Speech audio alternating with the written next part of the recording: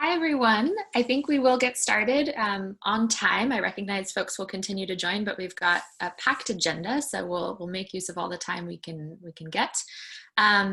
Welcome to this webinar on E-Cubed, the Evidence for Education in Emergencies Research Fund. Presenters will be sharing emerging research outputs, as well as having a bit of discussion, kind of critical reflections on evidence building within EiE. So we're very excited to be hosting this panel. This was originally meant to be shared during CIES this year in March.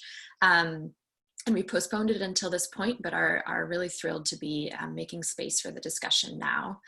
My name is Sonia Anderson. I coordinate the work that INEE holds around evidence. And I'll be kind of in the background today, helping moderate. We have a panel of fantastic presenters that I will introduce prior to their presentations. But first, I just wanted to share a couple housekeeping notes, which you've also seen posted in the chat. So we have a high number of participants on the webinar today. All microphones and cameras are muted. Only presenters can speak and show their video, but please do note any questions if you're having any tech issues in the chat. And we encourage you to post questions that you would like the presenters to answer in the Q&A box. So we'll do our best to answer those questions throughout the panel, and we'll have a focused time for Q&A at the end of all the presentations. And just to also note that we will share the recording of this webinar as well as the presentations after with all registrants, as well as on the website. So those will be made available as an additional resource. And a final, just apologies, we do strive to have closed captioning available in English for all of our webinars. We did not get the closed captioner today for this webinar, so my sincere apologies for that. Typically, you would be able to click on the CC button, but it won't be available this afternoon. So let us know if you have any challenges with that, but I did want to know that. So with that, I'm first going to hand it over to Nadine Al-Alami and Anna Bertmar-Khan from Dubai Cares to share a brief introduction on E-Cubed, and then we will go into our presentations. A little bit, just by way of brief introduction, Anna Bertmar-Khan is Dubai Care's Acting Director of Programs. She oversees the grant making to education programs, research, and advocacy on behalf of Dubai Cares. She has over 20 years of experience as a developer and manager of humanitarian and development initiatives, and has been involved in starting up and coaching the development of new offices, teams, projects, and initiatives for humanitarian and development actors. Nadine Al-Alami is a research officer at Dubai Cares. She manages a diverse portfolio of research and advocacy grants with a focus on evidence for education in emergencies, and specifically, fantastically co-manages the research, the E-Cubed Research Fund with myself. So huge kudos to Nadine in the introduction. I'll hand it over to the two of you now. Thank you so much, Sonia. Nadine is joining me. I just wanted to say welcome to everyone for this first ever gathering, when we finally have the opportunity to listen to the evidence, emerging evidence that has been generated thanks to Dubai Care's research envelope called Evidence for Education in Emergencies. This research envelope that Nadine will go into more detail about has been created in response to the community of education and emergency practitioners, thinkers, researchers, donors, and children, parents, teachers, and communities caught in crisis. We're very pleased that we as Dubai Cares have been able to find a place where we can devote our energy, our knowledge, and our networks, plus our funding, to make a real difference. And evidence is necessary in these evolving times to ensure that the education that we try to get to children and youth caught in crisis is the kind of learning that will make a major change in their lives, in the lives of their communities, and is appropriate for the learners as well as the teachers in those contexts. I wanted to say thank you to INE.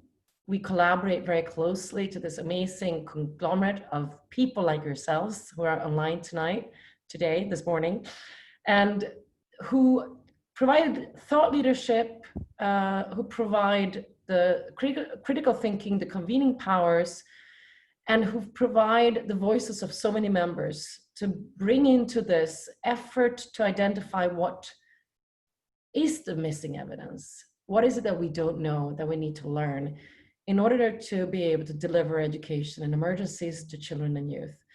Special thanks to Sonia, who has been working since day one with us and has made this a reality, and not only a reality, but an incredible professional vehicle for funding evidence for education in emergencies. Welcome to the first gathering, and I hand over to Nadine, who leads our research envelope for education in emergencies.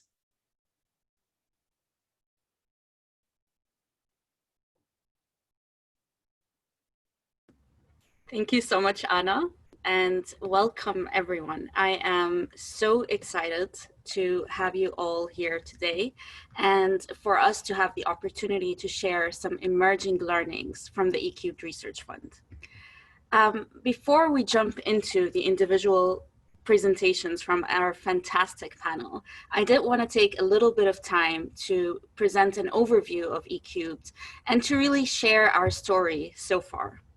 To start us off, and following up on what Anna had just mentioned, the E-Cubed research envelope was started by Dubai Cares in collaboration with EiE back in 2016, when earlier in the year, Dubai Cares had committed 1/3 of our funding to education in emergencies.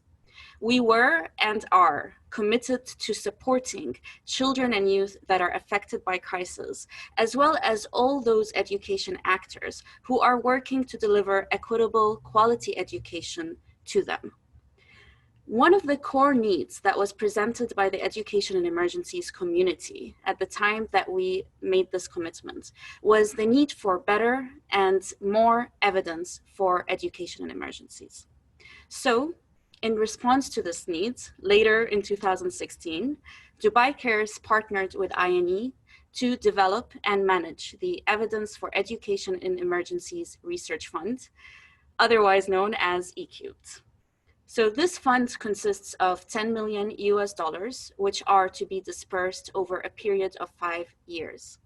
The aim of E-Cubed, what we're setting out to do here, is to strengthen the evidence base for education in emergencies by supporting research that is contextually relevant, research that is usable, and research that is always disseminated as a global public good. Echoing what Anna mentioned earlier, Dubai Cares felt that partnering with EiE was essential to our goal of supporting research that puts the needs of actors in education and emergencies at the very core of what we do. After all, EiE represents a network of over 16,000 members, from NGOs to UN agencies, researchers, practitioners, policymakers, and those affected by crises. EiE is also committed to diversifying its membership and to ensuring that all voices are included and are heard as part of this network. So truly, EiE was a natural home for E-Cubed.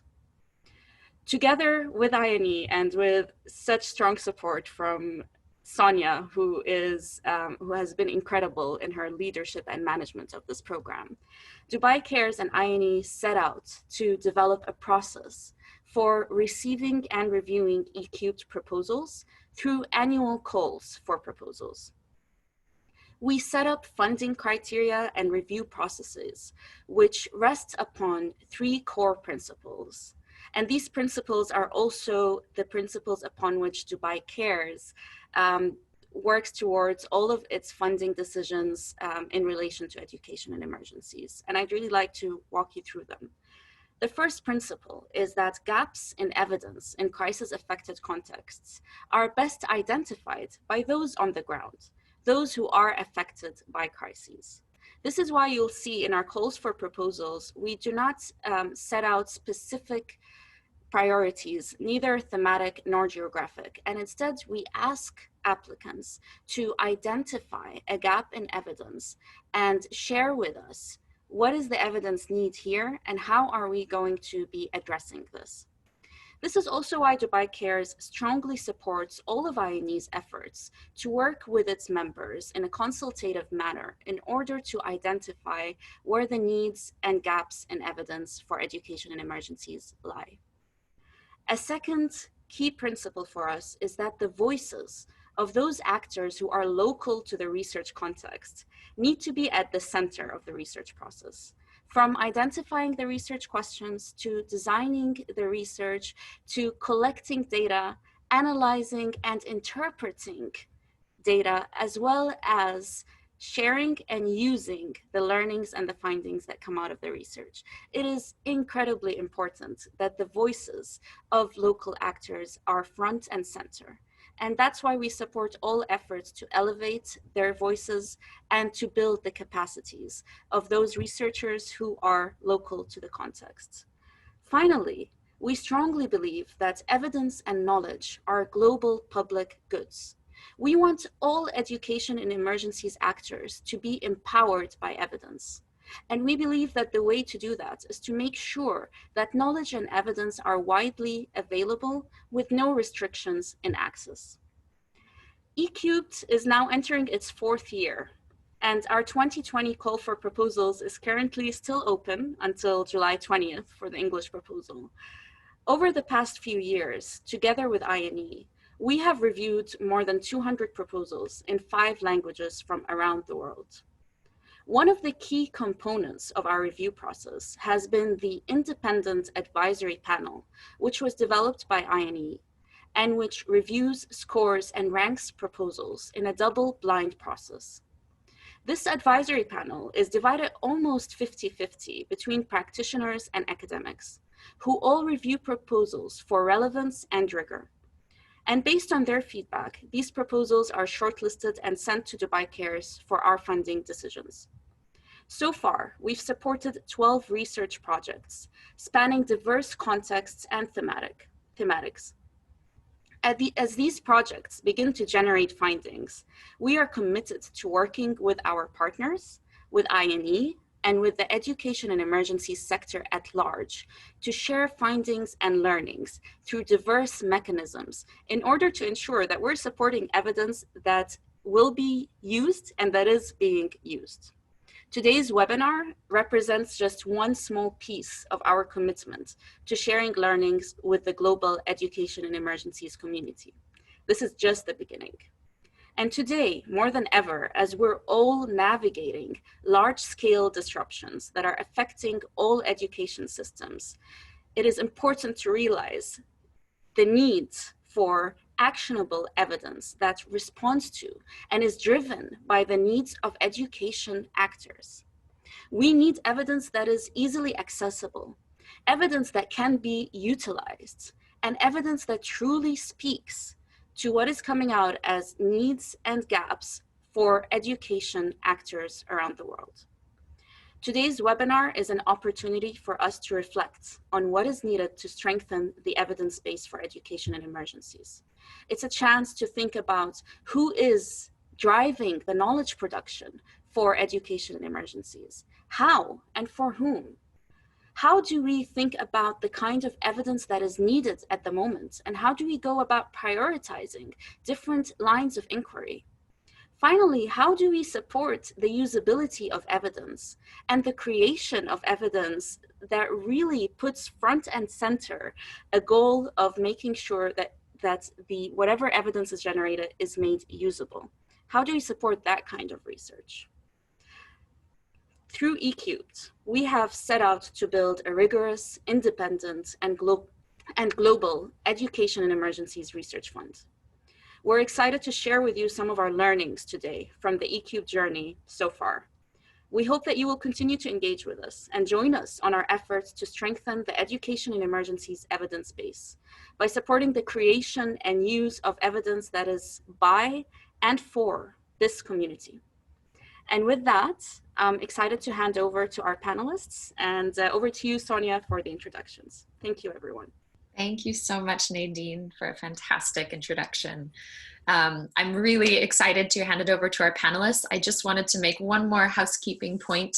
As Nadine mentioned, we do have a call for proposals currently open.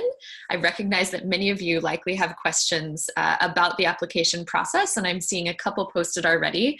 So please keep questions coming. I do want to note, however, that the focus today is really on these kind of emerging research outputs that we can share, as well as a discussion more generally around building evidence for EiE. And so if you do have questions about your proposal, about submitting a proposal in this round, please reach out directly to myself. I will be happy to follow up with you, and I will do my best to follow up quite quickly. I've posted the link to the current call for proposals page where you can find more information, and Sarah has just kindly posted my email. So for questions related to proposal submission, please hold off on those today. Please reach out to myself. And with that, we will move on to our fantastic panelists. So I'm thrilled to introduce the first presenter, Angelica Ponguta. She's a research scientist at the Yale Child Study Center and faculty affiliate at the Johns Hopkins Center for Humanitarian Health. Angelica specializes in early childhood development policies and program design and evaluation, and she has worked in over 15 low and middle income countries, many impacted by humanitarian crises. So with that, I think, Angelica, we are seeing the presenter view. Just there we go, perfect. Okay. Handing it over to you. Thank you so much. Thank you. Thank you so much. I'm actually going to just leave my camera enabled if that's okay, but let me know if you lose my voice. Thanks everybody. It truly is an honor to be here today. I am part of a larger research team with which we have embarked on a sector-wide analysis of early childhood development and education in emergencies globally. Today I will be talking about one of the components of the larger study that we conducted in collaboration with UNICEF Colombia. So just as way of context, the study that has been, of course, funded by Dwight Garrison through the EiE ECUBE Research Fund that we've just discussed, really aims to characterize the sector of early childhood development and education in emergencies through four what we call sort of interrelated and complementary activities. So we have a set of country case studies, a global stock-taking survey, and both an academic and grade literature review. Of course, today we're not going to have time to go over all of those components, and I'm going to dive into one of the multiple country case studies that was completed this past year. I should also say that we are supported by a tremendous amount of expertise from our global reference group, which consists of focal points of multiple international aid and early childhood development and education agencies. So when I make the case that Colombia is a really crucial context to understand early childhood development and education in emergencies for several reasons, and let me just give you three. In Colombia, there's been a history and a narrative and a policy intent like no other when it comes to early childhood development and education policies. Colombia is one of the first countries in Latin America, and we would argue, according to our experience in low middle income countries, that has successfully enacted a law that aims to provide holistic and comprehensive services to young children.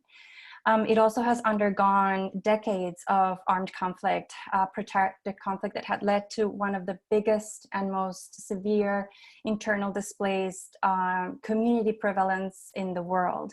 And finally, also with the recent Venezuelan crisis, Colombia actually has become the main host or the main country recipient for families that have decided to migrate because of the geopolitical conditions in Venezuela. So we argue that this combination of, again, geopolitical conflict as well as policy landscape makes Colombia a unique context to understand early child development and education systems, which we believe is one of the key evidence gaps currently for the sector. So in our study, more specifically, we conducted our work in 3 territories. We went to Bogota, the capital district, and we also went to Norte de Santander and Antioquia, which are 2 territories that are located sort of north of the capital district. And the reason why we went to these regions or these territories is because they presented migration profiles that were of interest to us. In other words, there was a relative high prevalence of internally displaced communities within Colombia, a high level also of communities either that had settled or that are transient from Venezuela.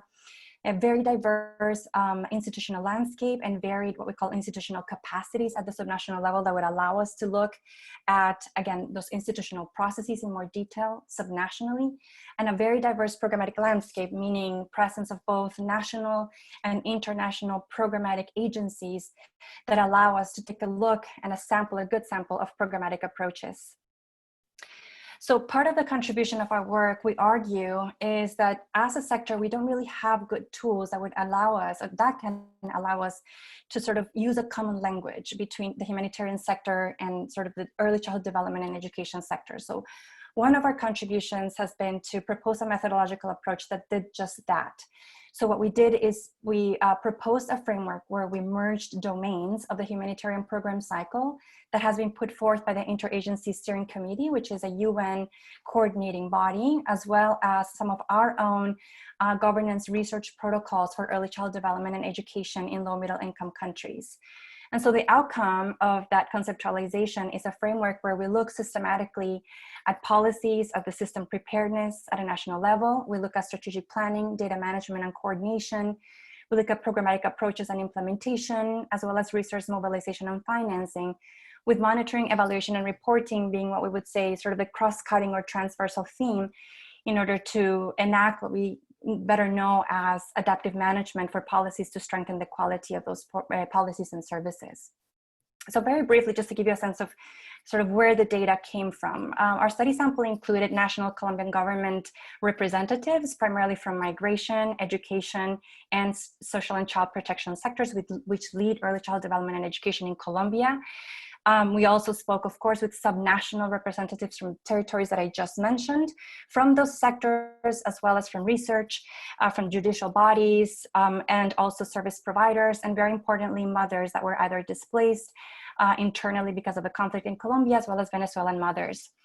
We also had the opportunity to speak to focal points from the UN system and international humanitarian aid agencies at the national level that operate through global mandates, but with the acknowledgement too that these bodies have representation at national levels. In our study, which is currently under review for publication, we do a little bit more of an in-depth look at the mechanisms for intersectoral and interagency coordination within sectors and across these different levels. So this just gives you a flavor for what our sample looked like. We spoke with 55 informants and conducted 5 focus group discussions in the territories that I described. And finally, the approach sort of from an analysis perspective that we applied is we apply what we call a 3-pronged analytical approach. What I mean by this is we first looked at sort of the content of what the different actors told us. And from that, we extracted systems characteristics that I will share with you today. And then subsequently, we looked at what were the barriers that some of these characteristics might represent for the sector, as well as some of the levers. And I'll give you an example of what I mean by this type of analysis.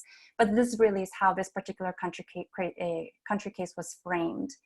So let's just walk very quickly through sort of our key results, starting by, you remember back into that framework that I just shared, what we found in terms of policy and systems preparedness. One key characteristic that was really dominant in the discourse and the narratives of our informants was that early child development and education in Colombia is really anchored in the child's rights perspective and discourse. The finding that comprehensive and holistic ECD policies have been critical not only for quality and equitable early childhood development in Colombia, but also have begun to respond to humanitarian needs was also crucial. We started to look at how governance bodies for coordination for early childhood development systems in normative contexts have evolved to address humanitarian needs. And finally, we also describe how some policy instruments, particularly at the subnational level, have become crucial because they harmonize what we call aid and development paradigms, which for those working in humanitarian and in the development of human, economic, and social development world know is particularly challenging. So what I want to do through this presentation also is bring the voice of the mothers that we spoke with. And what we're trying to do is illustrate how this system's findings might be experienced by the sort of through the lens of mothers and the caregivers that we spoke with. So one Venezuelan caregiver told us that we feel like the system and some people in Colombia have helped us. And this might sound like a very simple and sort of maybe even reductionist perception of a mother, but really this is very, very important, because what this tells us is that, and this is really also a dominant part of the narrative, is that Venezuelan mothers acknowledge that Colombia is, from a policy intent perspective, willing and aiming to help sort of their circumstances and their conditions. And just to give you an example of how this, again, enabler and lever analysis panned out, or how we approached it in our process. In the perspectives of the child rights, what we heard from some informants was that although this is really dominant, it is very important to ask ourselves to what extent early childhood development and education in particular for the younger children is really positioned across all levels of governance. And by this, I mean, we are encouraged to look more closely at instruments such as the General Comment 7 of the United Nations that aims to sort of outline how to best implement child rights for early childhood. And this is something that requires a more in-depth look. But overall, the agreement was that a child's right anchor really enables the realization of all children's rights. And in that respect, Colombia has pioneered the response in that in the eyes of the state, you know, a Venezuelan child, an internally displaced child has the same rights. We believe this is a very, very important lever from a policy perspective. Now, in terms of the second domain, so now we're moving on to strategic planning, data management, and coordination. We characterize some of national level governance bodies that have emerged both for early child development and education, but also specific to responses to humanitarian crisis, such as for the Venezuelan crisis. And we talk about some of the strengths and possible barriers in their operationalization. We look also at how Colombia has capitalized on ongoing efforts to integrate national data systems in order to better understand holistic provision for services, again, not only normative, but also in humanitarian contexts. We start to unpack in our study some of the multiple humanitarian aid and planning coordination mechanisms, and we flag some intersections that we believe are particularly important to strengthen their operationalization. And we also call attention to the importance of better integrating the mandates of humanitarian agencies with the national ECD policy and the national ECD law, or early child development and education law in Colombia. So again, going back to the voice of the mothers and what we hear from them, despite Colombia making great strides in coordination for holistic service provision, we still hear that there are great challenges, particularly in our sample as a voice by Venezuelan caregivers. One mother told us it was difficult to get a work, it has been difficult to get a work permit and very difficult to access healthcare unless it is an emergency. So we really flag some of the potential barriers and bottlenecks to comprehensive service provision. Now, in terms of programmatic approaches and implementation, you can imagine there is a tremendous array of programs to look at. So what we did is we offered a typology, right, of the types of programs that we noticed in the early child development and education space. We suggest 4 key categories to sort of look at this program systematically. One are those that respond to the national ECD policy vision, and again, how those have evolved to adapt to humanitarian crises. We also describe some local level programs that target specific populations and some of the strengths and potential barriers to those targeted programs. We also sort of feature some of the fully integrated programs where Venezuelan and Colombian families are coming together through early child development spaces, and what are some, again, of the strengths and potential bottlenecks to that approach. And finally, we notice a very, very diverse humanitarian aid program landscape, and we call the attention of stakeholders to think about the varied level of agreement between the humanitarian aid approaches and local context and national level needs. And here we want to highlight 2 things from the perspective of the mothers. We heard one Venezuelan caregiver tell us at the center, this is an early child development center, the children have all they need. They have taught him so much. My child says she wants to be like her teacher one day, which really signals to an opportunity to cross-cultural and really sort of cross-cultural integration from a family and child perspective. However, we heard from other mothers, we all learn differently. For my child who's in pre-primary, it has been difficult to learn because he's not used to the way they teach in Colombia. I tell him to defend what he knows and he's learning. And I think this is a really good illustration and very telling of the challenges that there are to truly contextualize pedagogical and learning approaches, particularly when it comes to psychosocial support, social emotional development, and other domains of child development. And then finally, I'll talk a little bit about resource mobilization and financing. We characterized and we noted the prioritization of early childhood development education via instruments for planning and financing at the subnational level, and how this has become an entry point for the humanitarian sector.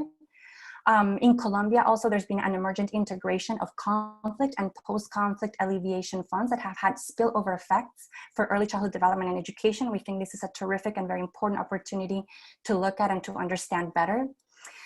Colombia has also engaged in targeted financing for highly affected communities, and that has had spillover effects for the early child development and education sector as well. And finally, we've noted an increase in aid funding that we hope also becomes a conduit to increasing funding for early child development in different contexts. From a caregiver perspective, this diversity and this increase in resources has been absolutely crucial. One mother that was attending a really technically a child protection sector, but that was funded by the mayor's office in Bogota, told us having access to this center is the best thing that has happened to us and our young children. We only hope we can continue to come here, which again talks about the importance, about the risks of sustainability of funding, and the importance again of subnational levels to be able to match and to meet the needs of their communities as they arrive upon different humanitarian crises. So just to end up, I just want to remind you what we have done very quickly and very broadly, but importantly is I've shared with you some systems characteristics that have emerged from policy, coordination, programmatic, and financing perspective that we believe are crucial to start and continue this conversation across humanitarian, early child development, and education sectors. To end up, we ask our informants to tell us what they thought were the most effective ways to strengthen the sector in Colombia. And some of the themes that started to emerge included strengthening advocacy, increasing capital investment, as well as recurring investment, among others. And I mention this because this is just scratching the the surface of what this consensus could really tell us from experts. And I want to end up with an invitation because we need to continue this dialogue, and our study aims to do that. So as I said in the beginning, country case studies is one mechanism to sort of address this evidence gap, but we also have a currently ongoing and open global stock taking survey in which we hope to, among others, harvest more of those consensus statements to understand this better from different geographies and perspectives. The survey is open to specialists in our field, early child development, but also to humanitarian actors, government leaders, and academics to understand how better to prioritize and invest in early child development and education in emergencies and strengthen the sector globally. So please take a few minutes to participate in the survey and continue to be part of this transdisciplinary and transnational dialogue. Thank you so much. Thank you so much, Angelica. That was fascinating. And I'm realizing I think we could have, full panels on just each of these projects, but it's really exciting to hear kind of a little taste of it. So now I'm going to hand it over to Pauline Martin and Wim Savigny. Pauline is the director of the Master's Program in Education Policy and Evaluation at the Central American University and coordinator and researcher in the Education in Situations of Risk and Conflict program. She has extensive experience in teacher training, curriculum design, and violence prevention in schools. And Wim has studied for more than 2 decades topics of security, prevention, violence, and the phenomenon of gangs or maras in Central America. Since 2016, Wim has been a lead researcher at the research program Education in Situations of Risk and Conflict. So with that, I will hand it over to the two of you. Thank you. Thank you so much. I will start and Wim will continue. Thank you to Sonia, Nadine, to EiE and eCube Dubai Cares. We are very happy to share our research with you, and greetings to all the folks who are listening to us from all over the world. We will present our research topic today, which is called Teachers, Schools, and Communities, a Framework for Improving Basic Education in Gang-Controlled Territories. We are in San Salvador, El Salvador, Central America, through the Central American University and the Master's in Education Policy and Evaluation. This topic is a part of a broader research program that has been going on since 2017, where we're looking at education dynamics in situations of risk and conflict. And this particularly responds to our 4th phase of research. Our team is made up of 6 Salvadoran field researchers who are graduates mostly of our master's program and with experience, grounded experience in the education system. Wim Savigny, who's our principal researcher, and myself as a researcher and a coordinator. Next slide, please. So I would like to put this a little in context, since not everyone might be familiar with the situation, the crisis situation that we're talking about in El Salvador. How can we understand the gang situation in El Salvador? El Salvador has struggled with a gang crisis since the late 1990s, and there are many reasons or many factors that influence in creating a situation of youth gangs. But some of the main factors would be post-Civil War scene with a lack of opportunities for young people, but also fueled by immigrants who are deported from the United States. There are other factors such as family disintegration, which also has to do with immigration and lack of opportunities and poverty, lack of quality education and urban crowding, etc.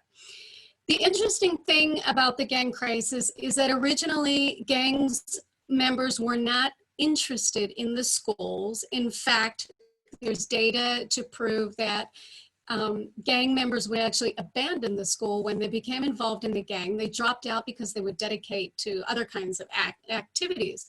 But in later years, after 2005, more or less, public schools became of interest to the gangs because it represented for them a place for recruiting gang members, but also a place for selling drugs or doing other kinds of illicit activities, and also just generally control of their territory and seeing the school as part of their territorial control. Next, please. So how can we visualize education in this context of security? What does education look like? This kind of crisis for education would be a bit different from other kinds of crises where educational services are often stopped or schools are closed down. This is not the case in the case of a gang crisis.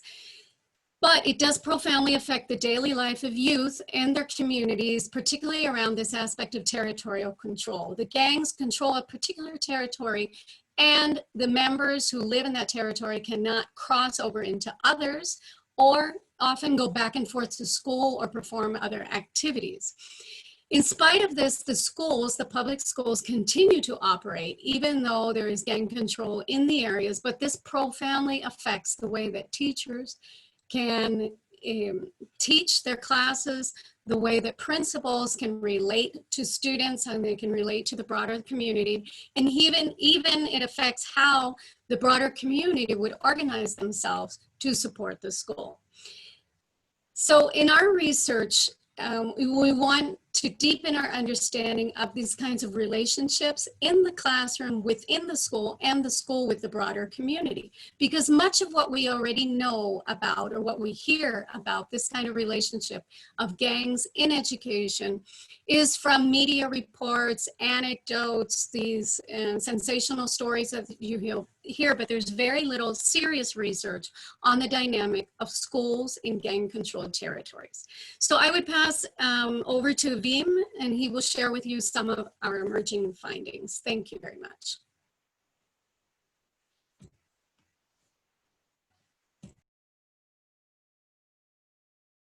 Your microphone, Wim. Okay, you hear me? Well, I will show a few results we have in our research methodology is case studies, different case studies with multiple cases. And we go throughout the country, we go to urban areas, we go to rural areas. We try to understand different contexts and how these contexts influence the schools. We have already done 3 phases, and we are with EiE Dubai Cares starting the 4th phase. In the 2nd phase, one of the most important results is the emergence of what we call coercive inverse authority. We see that in a lot of schools, the gang-related youth get their actions cause the erosion of the teacher's pedagogical authority through the exercise of power in the classroom. They do what they want. They impose themselves on the dynamic the teacher wants to implement, and they take others with them. They are becoming kind of leaders in the classroom. It is they use the proximity to the gangs to challenge, intimidate, and threaten the teachers, but also other students who are not doing what they want to do. In this way, the the control in the classroom evaporates. A lot of students do what they want to do, and they are not interested in studying that much. And that way, the educational relationships are manipulated, and the teachers feel anxiety and fear. Well, what to do in the classroom, how not to offend the gang-related youth, and to maintain their jobs and even their lives. But because the big fear is that something happens to them. And the most easy thing that happens to them, and the gang-related youth tell them that they have to go away and don't come back never again. And when they receive a threat like that, they don't come back, because they know in other parts of the country they have killed teachers. It's the sensation of insecurity, anxiety, and fear that influences the coercive inverse authority of these students. They can do what they want because of the fear the others have, the teachers, the principals, the other students have in the gang. Next sheet, please.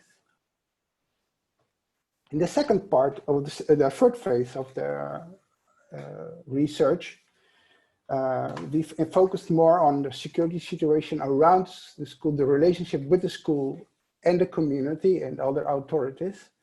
And we see that the security situation in the school is unstable and beyond the control of the school itself. The school can do very little to maintain a secure space. What they try to do is to have a wall built, to have control of the entrance and stuff like that, but it's really a little what they can do. But there are students inside who are related to the gangs, and the gangs can also have some influence from outside. So that's it's little. The security is mainly affected by security policy, national security policies, police actions, and decisions made by the gangs themselves. I think we have to understand in El Salvador, the trajectory of the gangs is so that we have a lot of gang members who are parents and whose children go to school. It's not only like in the beginning, gang kids who don't want to go to school. We have now gang parents who want their children go to school and to learn. So if some of the parents, maybe gang leaders, decide that the school has to function, they tell their gang members to listen to the teachers, to do what the teacher asks them, and to learn. In other situations, this gang is not that much interested, and they can disturb a lot of the educational dynamics inside the school. So because of the little influence the school has about the security situation, they prefer to maintain cordial but distant relationship with these actors, with the police, with the gang members, and with other security-related actors, because they can't be too close to the police, but they would have problems with gang members. They can't be too close with the gangs, but they will have problems with with the police. So they have to balance their actions. In El Salvador, there are a lot of interventions by NGOs, national, mostly international, who are often innovative, and they want to help the schools to improve the learning processes, but also to improve security. And really, if you see what they're doing, they should be part of the ordinary national curriculum, but they are educational projects. But despite of their pretensions, these projects hardly influence the security. They do want to do violent prevention, stuff like that, but really the prevention of violence and insecurity are influenced by other actors. Taking all this, we don't have to forget that for a lot of children in this context of social exclusion, poverty, a lot of these students work in the morning or in the afternoon, helping out their families. The school is still a positive environment, a place to relax, have some fun. And that's double. It's one place to relax and have some fun. It can be a place to learn, to learn interesting things. I will the school process not always that interesting for them, but it's also to make fun with others, and with the others can be gang members. Just to have fun in school, but not learn nothing. That's also a possibility. Next sheet, please. Well, in the next phase, or the phase we are starting now, is we want to work on a framework for improving basic education in gang-controlled territories. We explore the social relationships within the schools and with the local communities in creating a positive school environments and providing quality education and security. So the school can do it themselves. The relationship with the security authorities and the communities and the school is complex and difficult. We started to think and started to see that it depends a lot on the relationship of the school with the local community to help to create a secure environment and also creating a positive school environment. And now, with the schools in El Salvador and still in lockdown, we also want to broaden a little bit our focus to see if these relationships with the local communities also help the social after effect of the COVID quarantine in the schools. So in this fourth phase, we want to look at the interventions of the international, mostly NGOs, and we ask ourselves, okay, why do the same kind of interventions work in some schools and not in the other ones? Same kind of schools works in one school and not in the other. No, it's not that one kind of educational intervention works good and the other not. No, we see that the interventions are not that bad, really. In the school situation, El Salvador needs a lot of help. So it's not the intervention necessarily. But why does one kind of intervention works in one school and not in the other? Well, our hypothesis is that it has less to do with intervention itself than with the aforementioned social dynamics and relationships. If the school managed to keep the relationships in school and the school with the community in a good shape, it's probable that these interventions work. If there are a lot of problems with relationships inside schools, between teachers, between teachers and students, between teachers and principal, between the school and the community, it's very more difficult. Well, that's our hypothesis, and we would like to come back in a year's time to tell you about that. Thank you very much. Thank you so much, Pauline and Wim. I'm very much looking forward to learning more as phase 4 continues.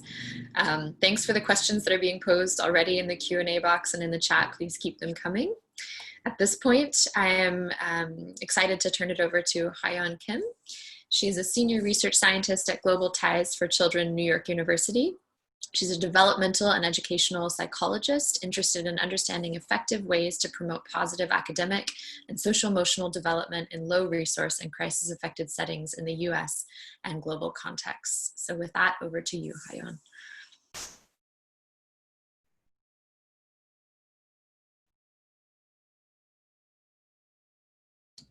Hello, everyone. Can you hear me now? Thank you so much for joining for this webinar, and thank you, Nadine and Sonia, for organizing this event.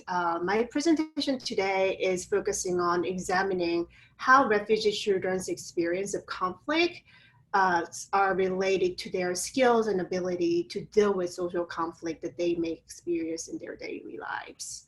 Going with the theme of what evidence is needed beyond what works, this study is designed to understand how the refugee children's experience shape their social emotional development and provide insights into what skills can be supported and how much needed evidence for designing effective social emotional support and learning programs. As you can imagine, refugee children have experienced and continue to face so many adversities, especially that of conflict at different scales and different levels and different contexts. Violence and conflict of war obviously is the most prominent factor affecting children's well-being and mental health, as well as their social emotional development. However, more recent studies on refugee children notes that the stressors in the daily lives as refugees in post-migration settlement may have more direct impact on children's outcomes. This includes family conflict, as well as the experience of bullying and discrimination the refugee children frequently experience in their schools in their host communities context. Studies have found these conflict experiences do have consequences on various social emotional skills and processes that are critical for building positive social and emotional skills. The conflict resolution skills have been identified as key target of many social and emotional learning programs, especially for the children who have been exposed to conflict and violence. However, there has not been a clear consensus about what constitutes a conflict resolution skills, as different tradition and field of research, mostly done in the Western weird context, have focused on different aspects of conflict resolution processes and mechanisms. A process of conflict resolution involves, if you think about it, a complex combination of reactions in the face of specific social conflict situation. Based on existing theories and research, we developed a comprehensive model of a conflict resolution process, including cognitive, emotional, and behavioral responses to the event. This includes hostile attribution bias, the cognitive tendency to interpret the behavior of others as hostile in social conflict situation, and arousal and regulation of the emotions in social conflict situation. For example, how much children would feel angry, sad, or calm, and whether the children can modulate such emotions, the expression of such emotions. And the following behavior reactions as well is a key factor, which could be reactive aggression to the situation or various types of negotiation and communication strategies. However, there's very little understanding of what these processes look like among Syrian refugee children. Even less is known how these processes are related to children's experience of conflict. So based on this model, the current study examines whether the experience of conflict from work, from their family, from their schools are related to children's conflict resolution skills and processes. The data are collected for this study from about 3,000 Syrian refugee children in Lebanon who participated in a large-scale randomized controlled trial of non-formal education program. And the children were about 9 years old on average, and all participants were enrolled in public schools. And for this study, I utilized the data from the baseline assessment of the larger study. The children's experience of conflict from work, from family, from school documentation was collected using self-report survey from children. I'm happy to revisit these questions, but skip for now, just for being mindful of time, so we have ample room for discussion. For conflict resolution skills, we developed and used a scenario-based assessment called SARAY, the social, emotional responses and information scenarios. Compared to the general self-report items, this scenario-based measure provides a specific social context that are tailored for the context relevant for the Syrian refugee children's lives, and ask children what do they think, how they feel, and how they react in certain specific social conflict situation. So the analysis of this measure suggests 7 distinct processes that's involved in children's response to the conflict situation. These include hostile attribution bias, negative emotional orientation, feeling angry or sad, and calm emotional orientation, as well as emotion dysregulation.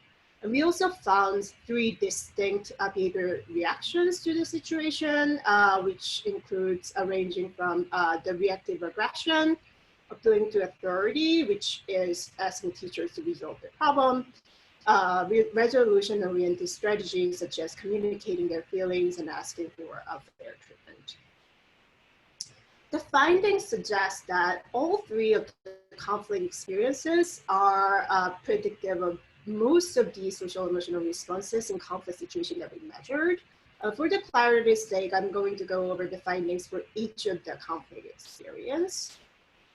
So first, the severity of war experience was related to negative cognitive and emotional reactions to conflict situation.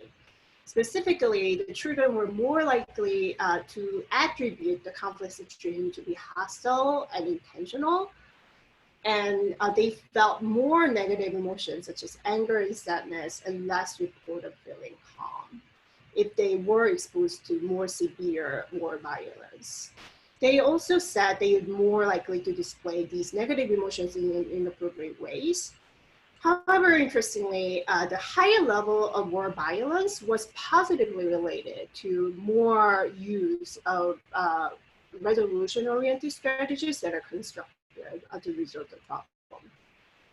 Similarly, the family conflict also related to negative emotional and behavior reactions to conflict situation, including feeling and expressing more negative emotions such as anger and sadness, and less report of feeling calm, as well as more likely to display negative and ineffective behavior such as reactive aggression and relying on teachers to resolve the situation. However, interestingly again, higher level of family conflict experience was positively related to more use of resolution-oriented strategies. Experience of school victimization was related to all dimensions of the conflict resolution processes across cognitive, emotional, and behavior domains. And in fact, it was the most salient factor of them all. Again, interestingly, while victimization experience was associated with negative cognitive, emotional, and behavior processes, the more experience of victimization was related to higher level of use of constructive resolution-oriented strategies. In summary, the research shows that the exposure to conflict, whether that to be a war violence, family conflict, or school victimization, can result in negative consequences in terms of cognitive, emotional, and behavior reactions in social conflict situations. And this is consistent with the studies and theories developed in the US and other real settings. However, we also found the experience of conflicts are actually positively predictive of children's use of adaptive and constructive interpersonal strategies, potentially signaling the unique sign of resilience of child development in adverse environment. This finding from the study both confirms and diverged from the theories and the empirical evidence generated primarily in real context. However, these are the interpretations based on the assumptions of what's positive and negative and what's adaptive and maladaptive for normative child development that is conceived in the Western industrialized context. Given somewhat counterintuitive findings of coexistence and negative and positive consequences of conflict experience, we have to admit that these assumptions may not be applicable for the context for the Syrian refugee children that are growing up in. For example, we can't necessarily assume that the tendency to attribute the conflict situation to be hostile is a negative outcome for the children who are actually growing up in a pretty hostile environment. We can also assume that being aware and expressing their negative emotions to be a bad thing without considering what's acceptable in the culture and the context that children are situated in.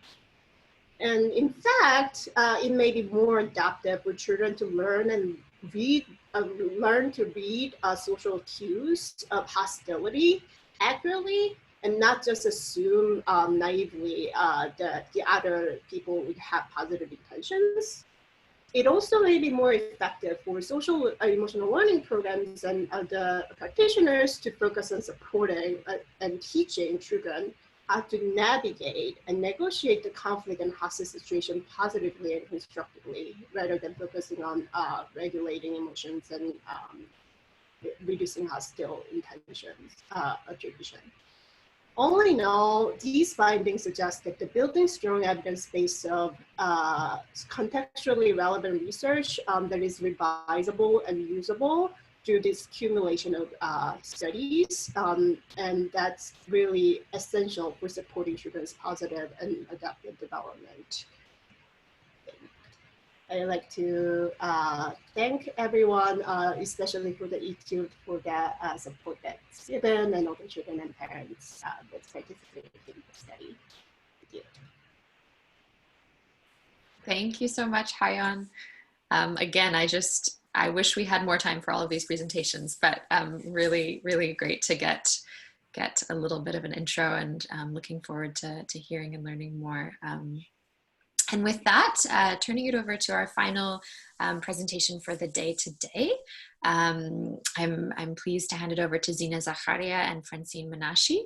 Zina is Assistant Professor of International and Comparative Education at the University of Massachusetts, Boston. Her research interests and commitments stem from over 2 decades of educational research, teaching, and leadership in war-affected contexts. And Francine is an associate professor in the Department of Leadership in Education at the University of Massachusetts, Boston.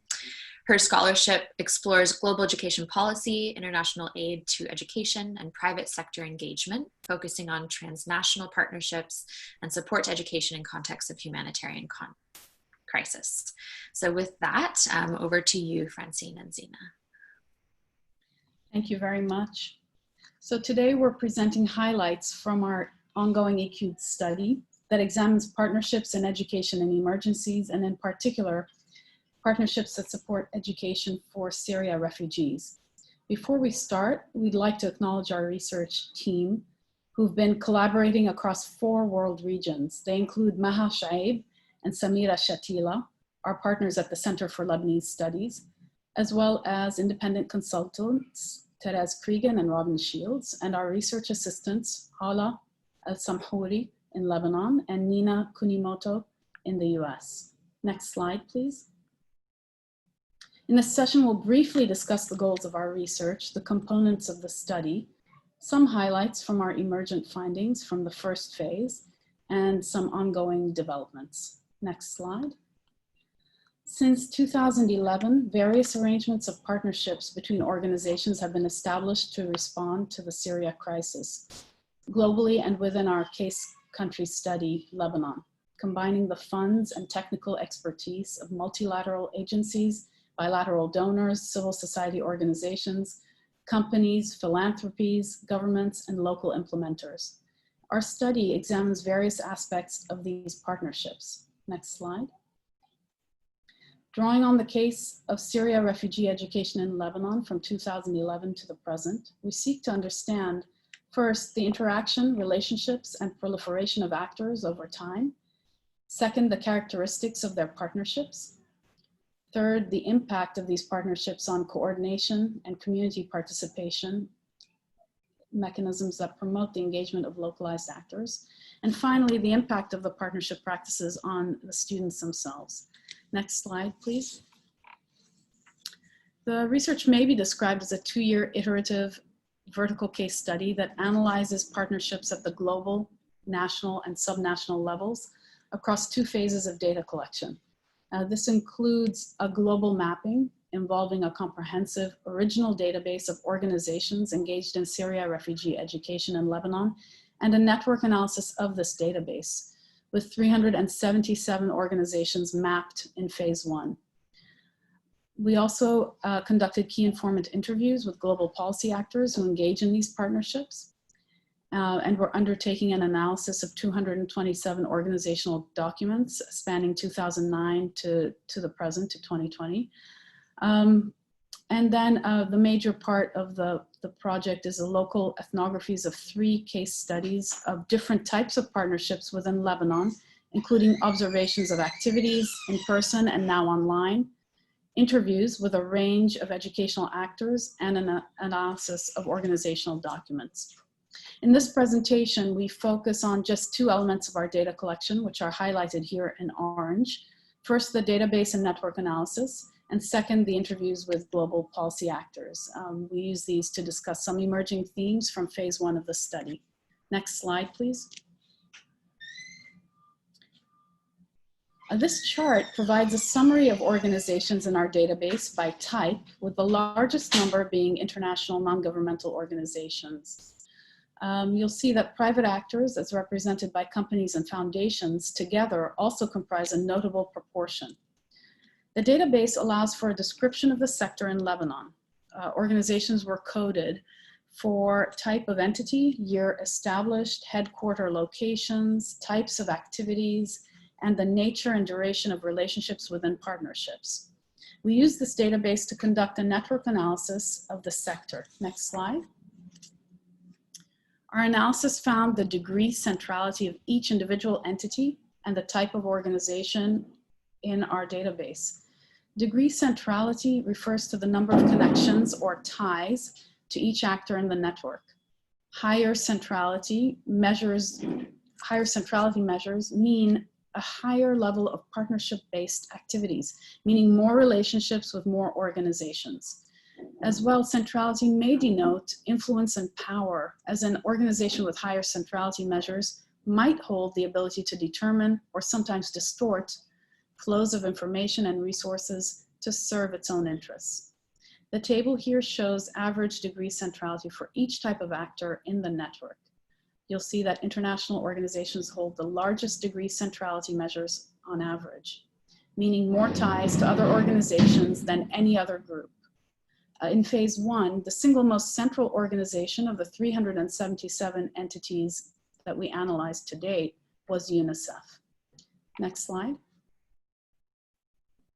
Our analysis also produced several visualizations of the network structure. This network sociogram from phase 1 shows the connections between different organizations, the positionality of various entities by type, represented by color and symbol, the overall distribution of ties, and how closely connected the entities are to one another. Those organizations with the largest centrality or the highest centrality measures are more densely clustered and represented by larger symbols. The color red, which denotes international actors, can be seen as quite dominant. Also on this map, those with the most ties, so the top 10%, are also labeled by name, and you can see the large red circle denoting UNICEF there on the network. Next slide. We also geomapped the organizations and ties. As you can see, partnerships span the globe and with many clusters and flows from North America and Europe to the MENA region. I'm now going to hand over to Francine, who'll present highlights from our phase 1 interviews with global actors. Thank you. Next slide. Thank you. So I'll discuss some of our qualitative findings from our interviews with participants in global partnerships. So although several respondents noted that partnerships are not particularly new in the education and emergencies sector, a recent donor push for collaboration has given rise to new partnerships, with many respondents noting a growing role for private actors, and by this we mean companies and foundations. But several respondents voiced some reluctance to partner with private actors, particularly companies, and expressed skepticism around private participation. One respondent said, the reason, of course, is to get a profit, to return on whatever they do. Another told us, at the end of the day, they want the market. The private sector is viewed by some as less effective partners. A respondent said, quote, it's great to have the resources, capacities, and innovation that the private sector can bring. On the other hand, it can actually be a bit distracting, a bit gimmicky, and not necessarily really contributing to the overall response. Next slide.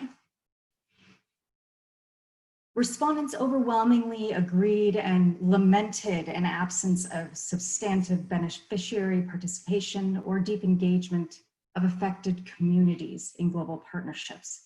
When asked about participation of recipients of funding, we were told, quote, I think the true answer is they're not represented very well. Efficiency goals are often prioritized over beneficiary participation. One interview said, if you have to do a very, very quick response, people will go in there, respond, and maybe think about local participation later.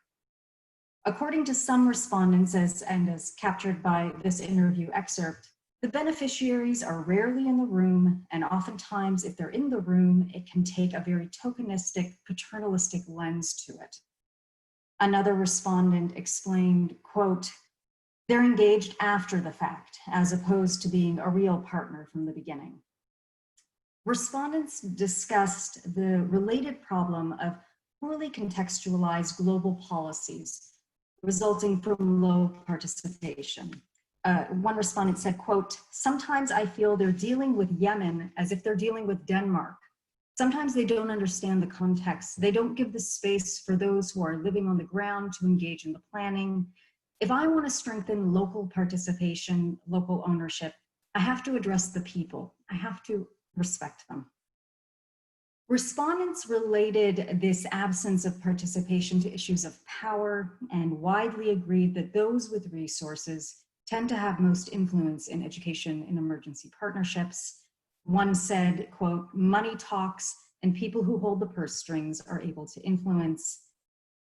Others discussed issues of race and echoes of colonialism, drawing attention to, quote, "race and power and how it remains unexamined, and the ways in which dominant ideologies, to put it nicely, trickle through development and funding." Next slide, please. According to a majority of respondents, coordination in the education and emergencies sector and between partnerships remains weak. In fact, competition tends to characterize the sector rather than coordination. We were told, quote, "In an emergency specifically, there's this natural competition between agencies. Coordination is trying to help that, but it's challenging for folks to share information when they have yet to secure funding to operate." According to a respondent from a global partnership, coordination depends on trust, information sharing, and transparency. Quote, "I think despite all the talk about coordination, it's still very, very weak. It really easily crumbles if there isn't the goodwill and trust among partners to coordinate." Next slide. So as we move through the second phase of our study, Lebanon, as I'm sure most of you know, faces its worst financial crisis in decades, fueling mass protests since October 2019. This crisis has converged with the COVID-19 pandemic and lockdown since March, leading to projections of famine for millions of average citizens as well as Syria refugees. As our research team really grapples with the impact of this devastation within the spaces that we work, we hope this study will help us to understand how partnerships function in education and emergency in response to crisis upon crisis. For our case studies within Lebanon, for instance, we've been observing online classes, we've been invited into WhatsApp groups. We're also asking new questions about how partnerships function in multiple crisis environments, including how partnerships are sustained and how relationships have changed. Okay, last slide. Thank you so much for listening, and we look forward to your thoughts on these emerging findings. Thank you. So much food for thought. Thank you so much, Francine and Zena. Really just wish we had much more time to discuss everything that you just posed. But we are now going to move into the Q&A portion of this webinar. We've got just about between 15 and 20 minutes left, depending on if we go about 5 minutes over. As noted in the introduction that Nadine shared, we're really trying to kind of create a space, particularly with grantees within ECubed, to discuss kind of bigger picture questions around the production of knowledge in EiE, how research agendas are determined, and for whom. But in light of some of the questions that have been posed in the chat, I would like to pose two that are a bit more general to open to all of our presenters for answering, and then we can move into some of the specifics. So the first one I think builds really, really fantastically off of the final presentation from Francine and Zena. And it's noted as a question to all presenters: what have been your experiences of involving the communities and participatory approaches for research design? Were there instances that new research questions came up during the research, or the research questions had to be improved or refined as a result of the participatory approach? How open is eCube to these approaches, where the research questions can be improved or refined during the research process? So building on kind of involvement of affected communities. I would turn it over. I think maybe if we go in reverse order, I know Francine and Zena, you started to get into this a bit in your presentation already, but I'll hand it over to you first, and then we'll go in reverse order of presentations.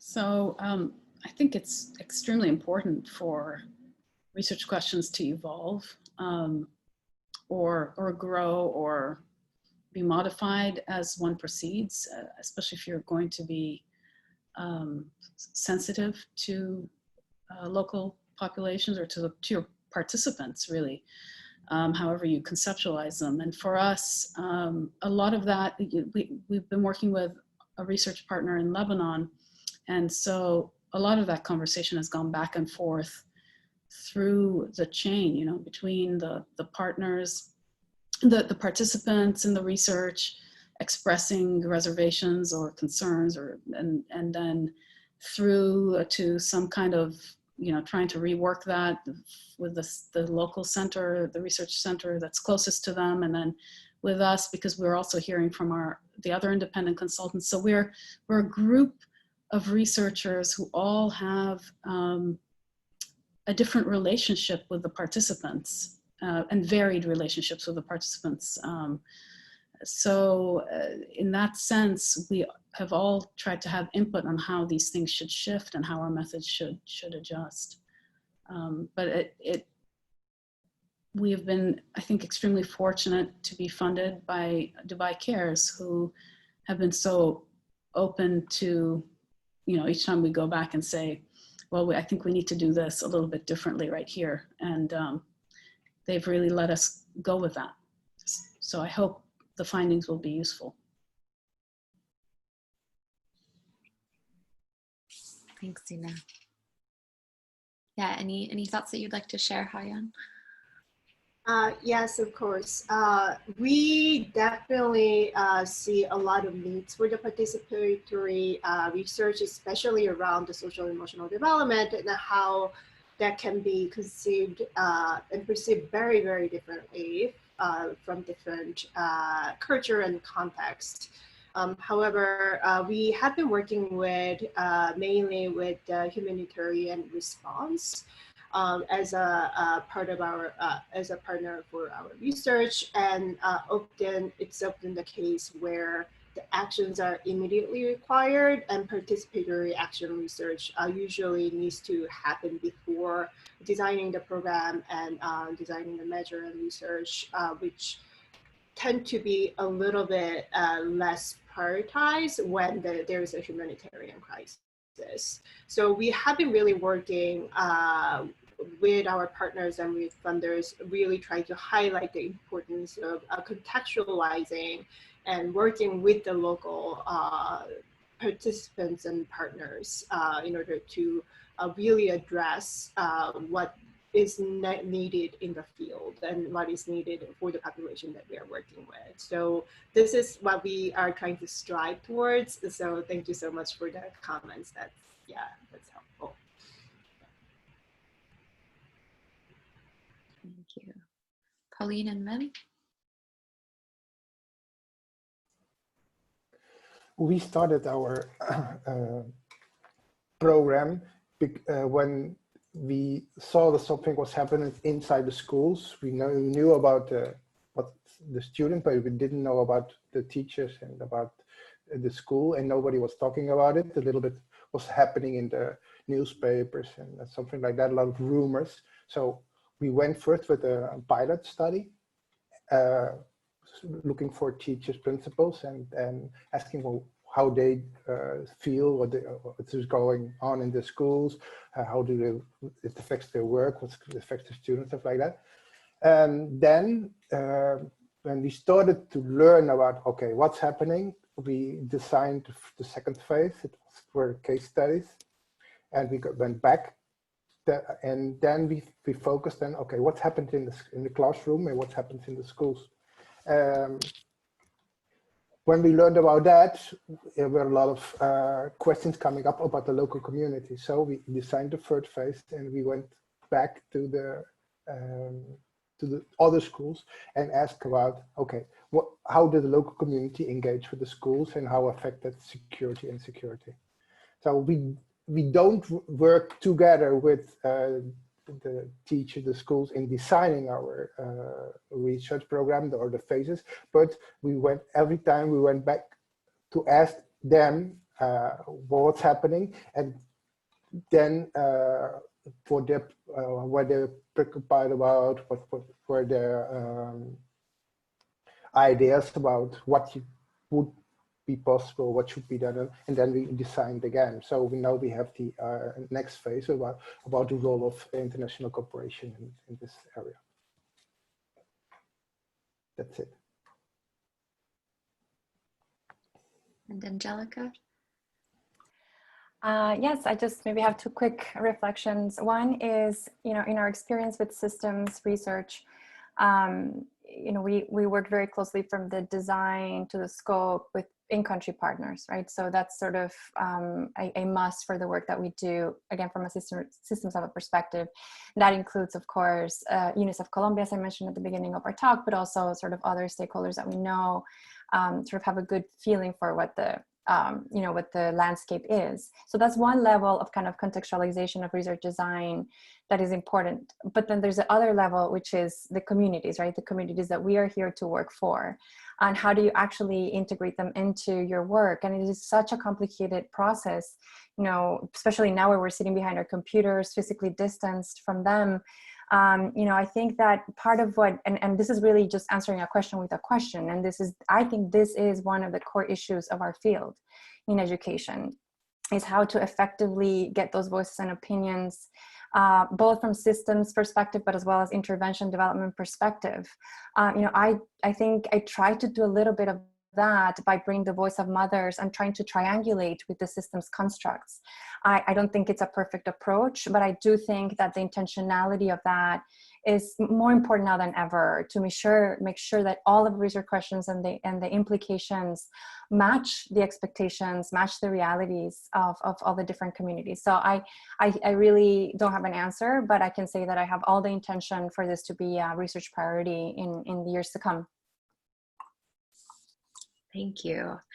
I think, again, building on two questions from the Q&A box, that I would then open it up to any panelists that would like to respond to.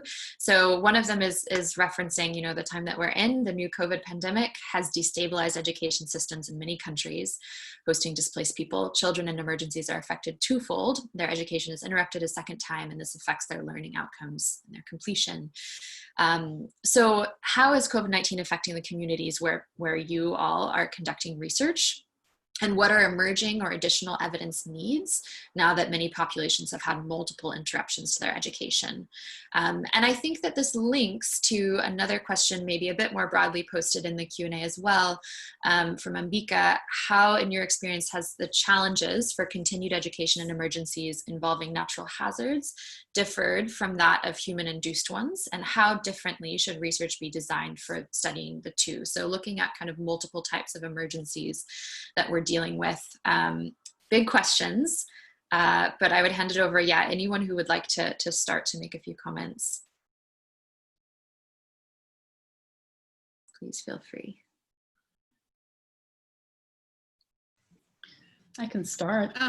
We had begun to mention at the end of our study, clearly the COVID lockdown has many implications for schools. We're all experiencing it, schools being closed, non-formal education being closed, and so on. And the question of who can move that learning process and who's equipped and responsive enough to move that learning experience online and who is not. In our case studies, all three partnerships have educational facilities that have managed to move some of their work online. And so it's been really interesting for us to just follow their lead and continue to look at the learning that's happening online. But it also, we anticipate, will shift partnerships. It will shift who's in the game and who's not because of what happens with finances globally. So this is not just about schools being closed. This is about larger systems that are being impacted and all of the inequalities and vulnerabilities just being laid bare for us to see. They're already there, and this is a continuation or just helps to magnify certain issues, in my view. So in a sense, it makes some things easier because it makes things clear that may be more hidden, prior to this pandemic. But also, we should say, it doesn't just affect the learners and the systems we're trying to observe, but also the researchers who we're working with. Our colleagues are embedded in the context, and they are experiencing this, and we are experiencing it over here in North America just as much, in terms of how we try to conduct this research in ethical ways. So it's really throughout all the people who are involved in the research, as well as the sort of the context that we're all embedded in, and we're all connected by this. If I jump in just for a moment, I do think that we can extract a lot of lessons from research on education in emergency to apply for what's going on and what's going to be happening once the schools are reopened with the COVID-19 pandemic. For example, we know a lot from our research with the education in emergency how the children who experienced loss of schooling for a period of time can influence their learning, and their loss of a safe environment that the school can provide alternative context of development can affect their outcomes. So there is definitely an opportunity to apply our knowledge to the global, more generalized population. But having that said, there will be so much more learning and challenges to do as a researchers, and especially for the children, especially for the refugee children and the children in crisis that are going through this situation.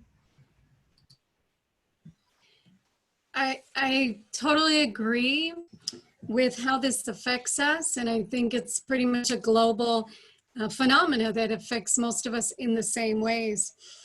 I mean, one of our biggest problems is our research design is based on in-school observations, and schools are closed, and we don't know when they will be open or when we will be able to enter again to do field research. But beyond that, I think we've also migrated a bit in our sense of who we are as researchers. And what we've done is we've reached out to schools that we've already visited in a different capacity as concerned colleagues, as friends. And even though months ago we visited them and did in-depth interviews and then left, now we can reach back and we've offered them some social emotional support. How are you doing? And I think that's kind of breaks away from kind of the traditional role of what we think researchers are.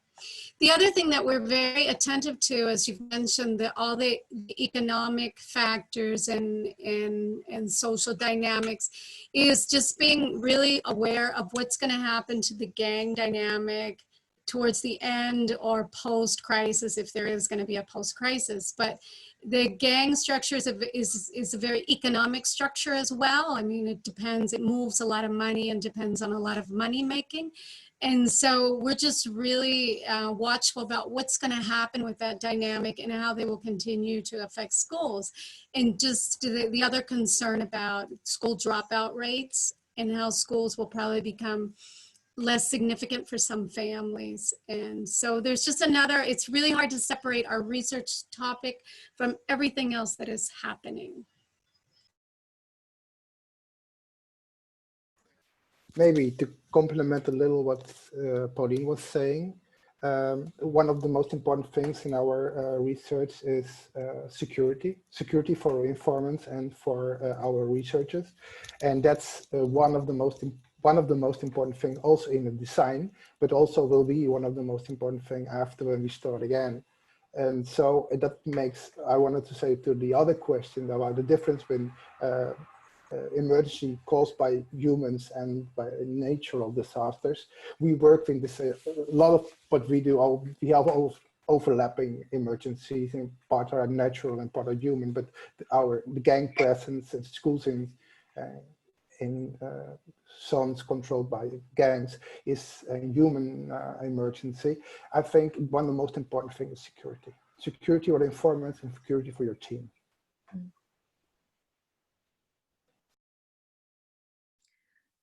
Angelica, would you like to share any thoughts? I'll be very quick. I know that we've reached 11:30.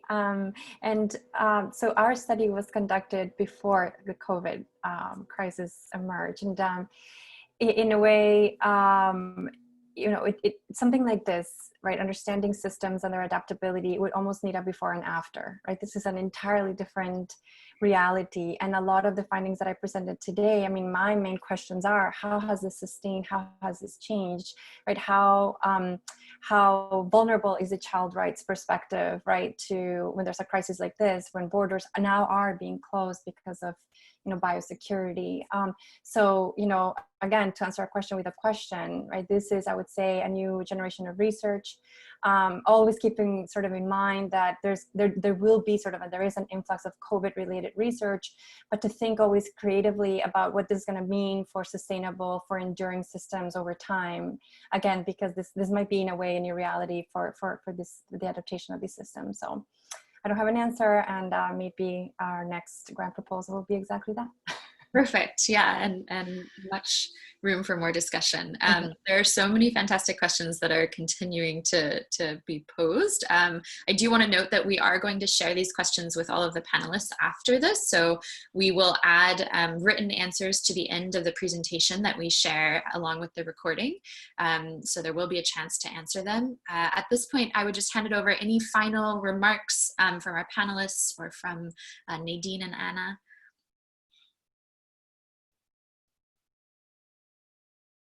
Everyone's. I just wanted to take this moment to thank all of our panelists and all of our attendees. And truly, this has been such a learning experience for all of us. I'm sitting here in awe of the findings that were shared and also the discussion that just has arisen.